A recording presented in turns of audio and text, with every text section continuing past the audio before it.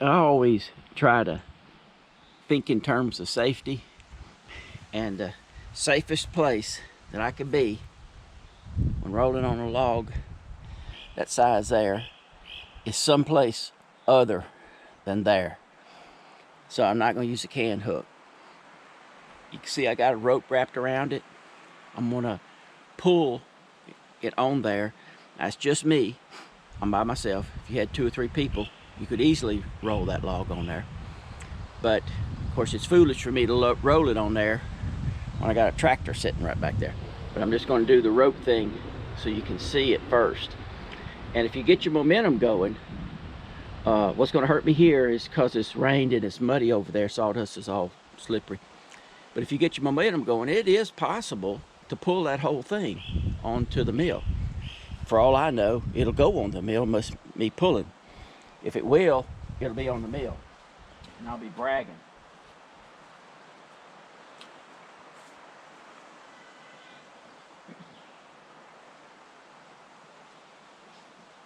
Probably have to start it rocking first.